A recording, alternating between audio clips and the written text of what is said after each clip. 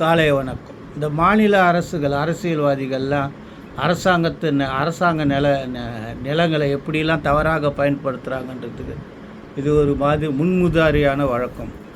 இதில் என்னன்னு பார்த்தீங்கன்னா, இந்த தெலுங்கானாவில் அவங்க ரூல்ஸு, அந்த லேண்ட் ரெவென்யூ ஆக்டு ரூல்ஸில் என்ன சொல்லுதுன்னா, பொதுமக்கள் பயன்பாட்டுக்காக நிலங்களை ஒதுக்கீடு செய்யலாம் அப்படின்னு சொல்லும்போது, இந்த doctor Pasupathi Nirmala Hanumantha Rao charitable trust என்ன பண்ணுறாங்க, அவங்க அப்ளை பண்ணுறாங்க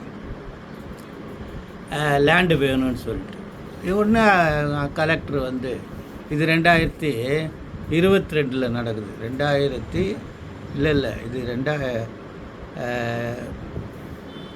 2014 ரிட்டு போட்டிருக்காங்க.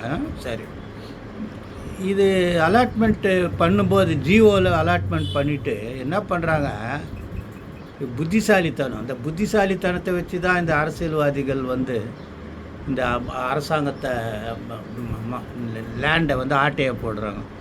அந்த ஜிஓவில் சேல் டீடு எக்ஸிக்யூட் பண்ணிடுறாங்க. புத்திசாலித்தனம். அது எதுக்கு, எப்படி எக்ஸிக்யூட் பண்ணுறாங்கன்னு பார்ப்போம்.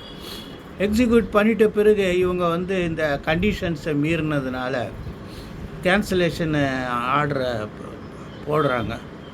அதை சேலஞ்ச் பண்ணுறாங்க பப்ளிக் ஹைகோர்ட்டில் போயிட்டு. இப்போ சிங்கிள் ஜட்ஜி டிவிஷன் பற்றி என்ன சொல்லுதுன்னா, இந்த கண்டிஷன் வயலேஷன்ஸ் நீங்கள்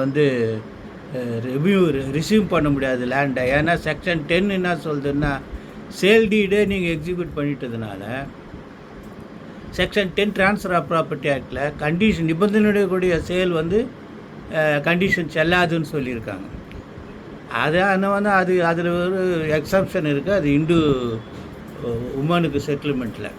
பட் உச்சநீதிமன்றம் என்ன சொல்லுது, AR 2025 supreme court 2874, AR 2025 supreme 2874, நீங்கள் ஜிஓ உங்களுக்கு ரிக்வஸ்ட் எதுக்கு, பப்ளிக் பர்பஸுக்கு லேண்டு வாங்கினீங்க, ஜிஓவும் பப்ளிக் பர்பஸ். நீங்கள் இன்டெலிஜென்ட்டாக சேல் டீடு போட்டதுனால அது பப்ளிக் பர்பஸ் இல்லாமல் காலனி ஆக்கி அதில் லேண்டை பிளாட்டாக போட்டு கொஞ்சம் பிளாட்டை கூட விற்றுட்டாங்க. இது சட்டத்தின் மீது செய்யப்பட்ட ஃப்ராடு அப்படின்னு சொல்லிட்டு அவங்க போட்ட அந்த உத்தரவு கேன்சல் பண்ணி அந்த லேண்டை ரிசீவ் பண்ணி ஆர்டர் போட்டிருக்காங்க. இந்த மாதிரி எவ்வளோ அநியாயம் எந்தெந்த நாட்டில் நடக்குதுன்றதை